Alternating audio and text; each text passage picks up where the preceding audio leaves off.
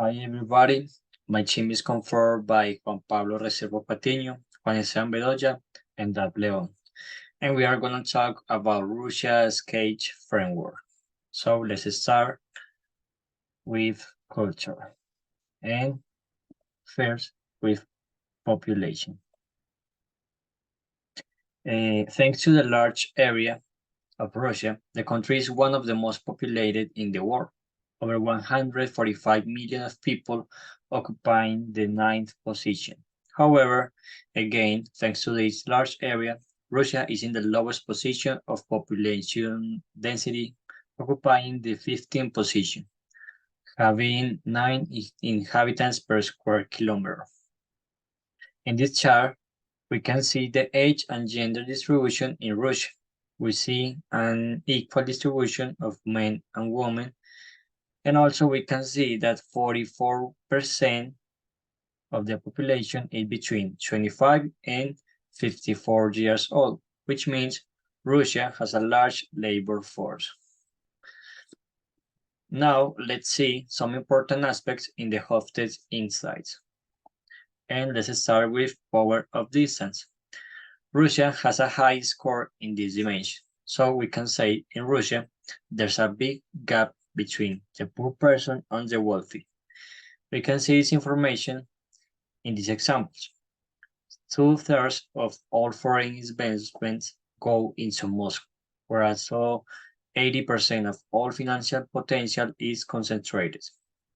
A worrying fact about this aspect is that according to the EU Fiscal Observatory, the richest 1% of Russian citizens own 48% of the country's wealth. About uncertainty avoidance with a score of 95, Russian are people who like so much the detailed planning. There are no middle points, the things are planned or not. On the other side, when Russians engage with individuals they perceive as strangers, they often display a high level of formality and distance. Simultaneously, formality is employed as a gesture of respect. About long-term orientation, here I would like to show you the comparison between Russia and Colombia, because both have opposite results. Colombians, with a 13 score, exhibited with respect for tradition, a relatively small propensity to save for the future, and a focus on achieve quick results.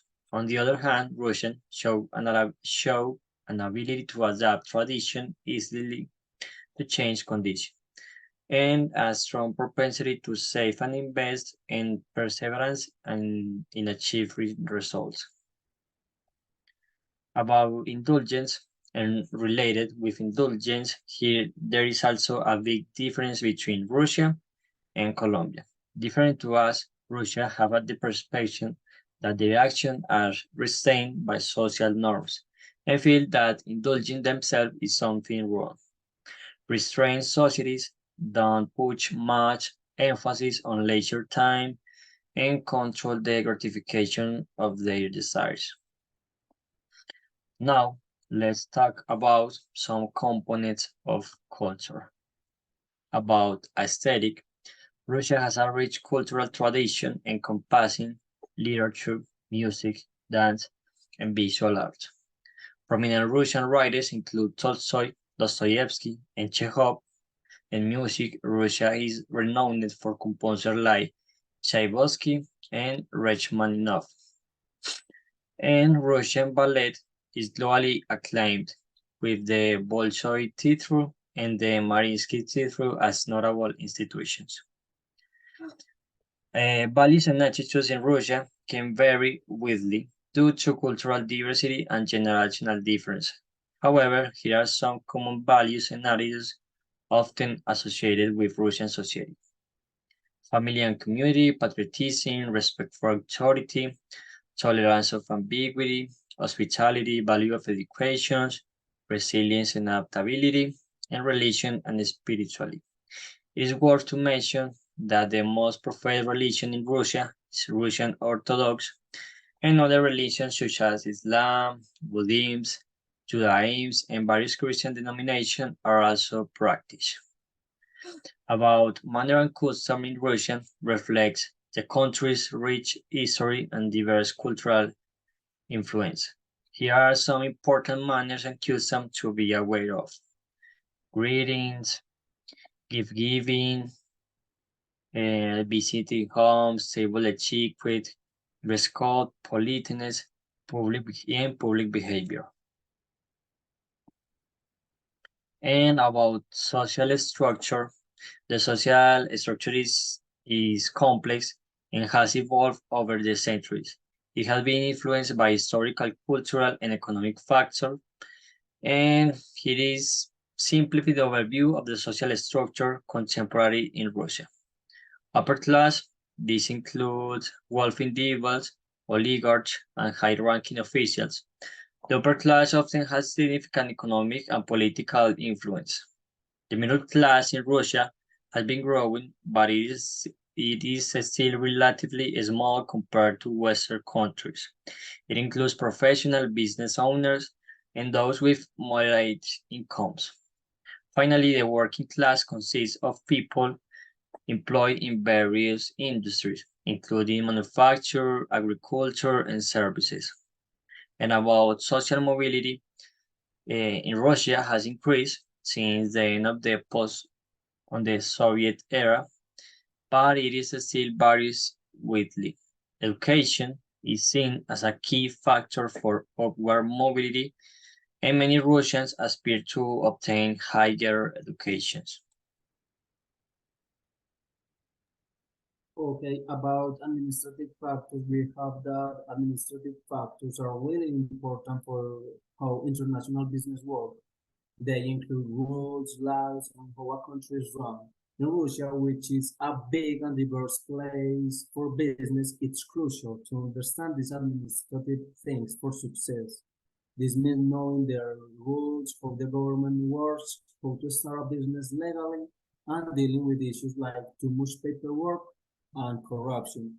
If businesses can understand and work with this administrative aspect in Russia, they can make smart choices, follow the rules, and build good partnership, which will help them to do well in this ever-changing market.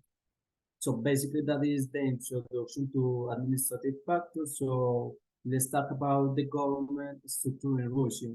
Russia has a special way of running its government. It's like a puzzle with three parts. One part make the rules, another part enforce them, and the last part makes sure everything is fair. The leader of this part is President Vladimir Putin, and the person who helps run the government is Prime Minister Mikhail Mishustin. There is also a group called the Federal Assembly which helps make the laws. In Russia, the president has a lot of power, but the prime minister helps with the everyday work. This system can be a bit complex, but it's important for international business to understand it if they want to work with the Russian government and deal with its rules. About the regulatory environment, we have that doing business in Russia is quite complicated for companies from other countries. The rules and laws can be hard to understand and they can change a lot. Sometimes the rules are different from what companies are used to in the Western world, which can make things uncertain. To do well in Russia, it's really important to follow the local rules and laws carefully. Companies need to be watchful and keep up with any changes in the rules so they don't break the law. This way, they can reduce risk and have the best chance of succeeding in the diverse Russian market. In order to understand the regulatory environment, it's important to be aware about business registration and licensing, what is and the bureaucracy and corruption. About business registration and licensing, when a company wants to start a business in Russia, one of the most important things they have to do is to follow all the rules and get the right licenses. This means they need to register with the Federal Tax Services, which is the first step to run a legal business. But here is the tricky part. The rules for getting licenses can be very different depending on what kind of business you want to do. This can take a lot of time and can be confusing. So it's a good idea to get help from experienced legal experts who know all the Russian rules for business. They can guide you through the process and make it easier. So your business can follow the law and have a better chance of doing well in Russia. About bureaucracy and corruption, in Russia there are two big problems for international business. Lot of rules and corruption. These rules can slow down businesses because of too much paperwork and waiting to fix this. Businesses need to make friends with the local people and government workers. These friends can help businesses understand the rules and also avoid corruption. By doing this, businesses can be stronger and have a better chance to do well in Russia's complicated administrative system. So now we are going to talk about administrative challenges and opportunities. In Russia, we have several issues, but at the same time, Russia has something to offer to the international companies. For example, a challenge in Russia is the high level of corruption and bureaucracy can pose a significant challenges for foreign business. However, at the same time, Russia offers opportunity for business that can navigate the administrative landscape. So it's a kind of balance there. Other challenge is develop a good understanding of local norms and practices is crucial. This is a kind of difficult, as I said before, because as you know, is really complex about the norms and the law in Russia. However, we have that Russia has a growing domestic market, natural resources, and a skilled workforce. So that can be an advantage to new business or for companies in general. Other challenge is leveraging local expertise. So basically, is the thing about creating new relationship with local people can be a little difficult because I mean it's a different culture. However, if you have a strategic approach to administrative challenges can lead you to success as a business as a business or as an international businessman. Uh, in the end, when it comes to doing business in Russia, the way things are managed can be very complicated and always changing. To success in international business, you need to really understand and adapt to these complicated rules and ways of doing things. This means not just knowing the rules, but also actively getting involved and making friends with local people. This relationship can help a lot when dealing with lots of paperwork and rule changes. Also, it's important to keep a close eye on any rule changes to follow them and find new opportunities. By being proactive in this way, international business can become stronger and do well in the complex world of Russian businesses. Now, our colleague is gonna talk about economic and geographic aspects about Russia. Go ahead. Yeah.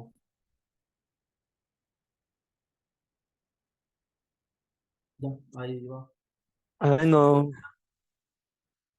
Okay, thanks for the introduction. Now we're going to talk about the geographic relevance about Russia.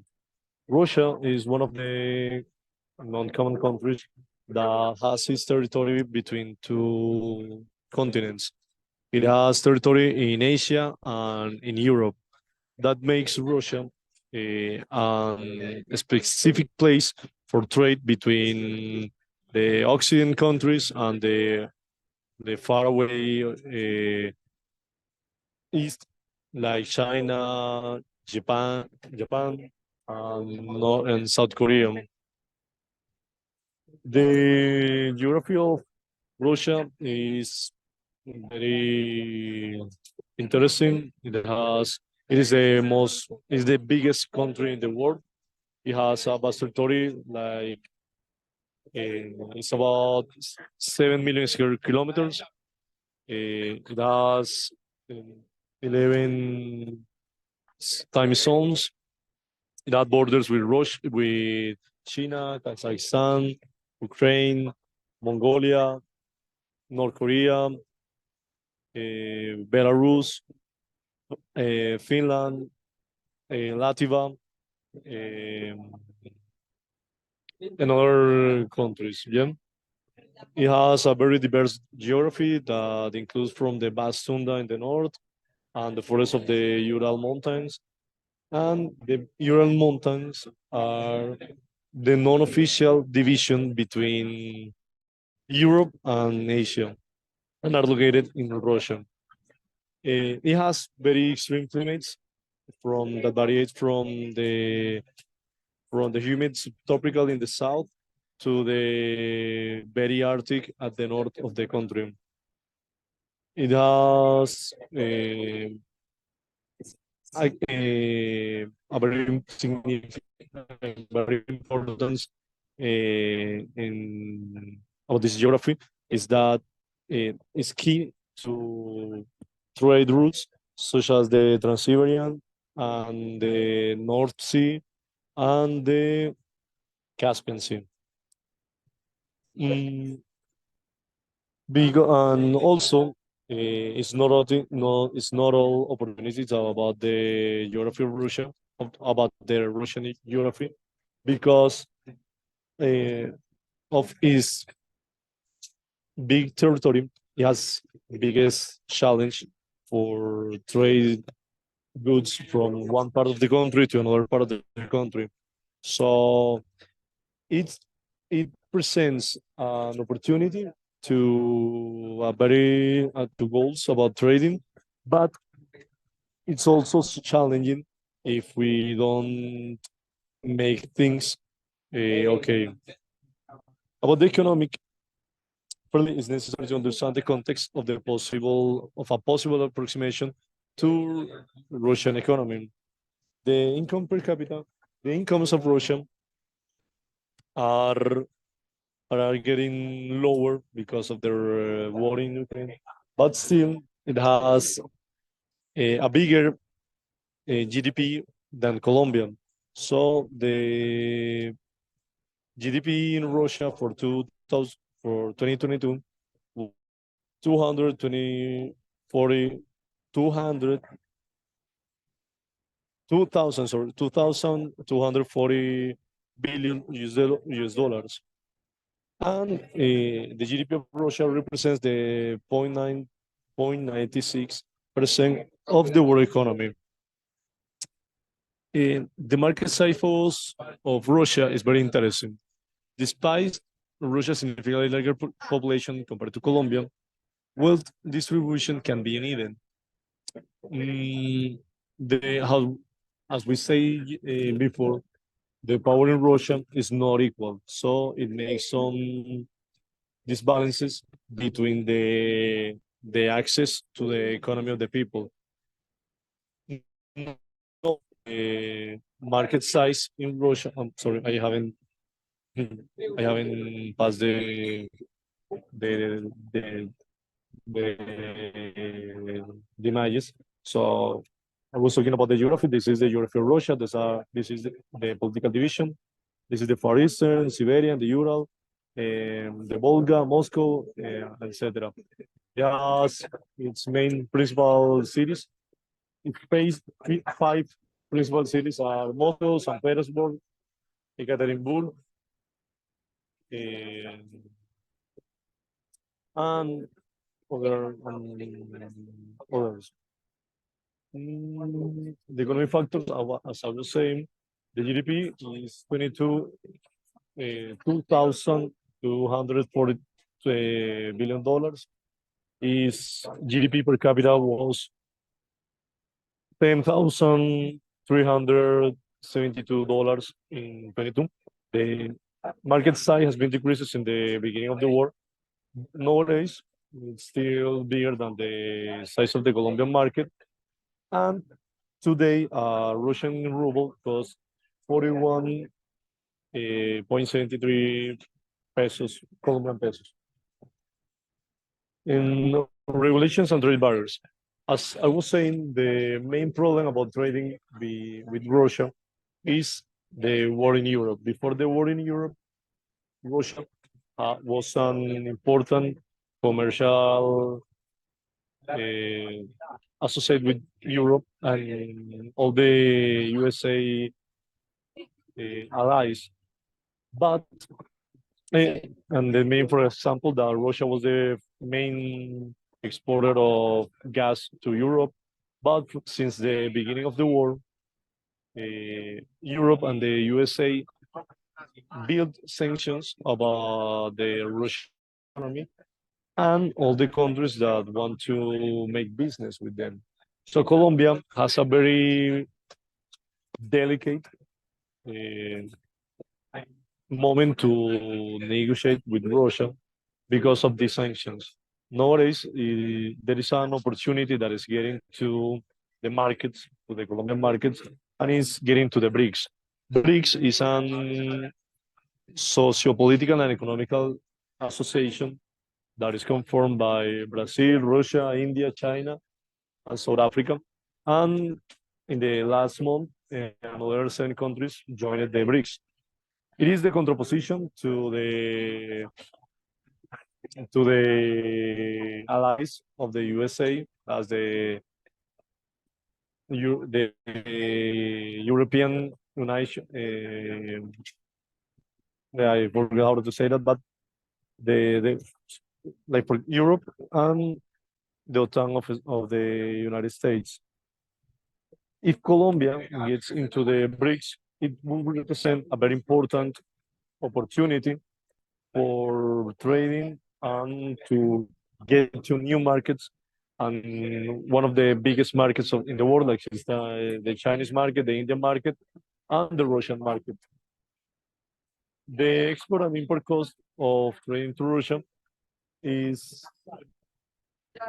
kind of interesting about the trade balance because of the Russian war with Ukraine, because the imports of Russia has decreased and the exports have decreased since the beginning.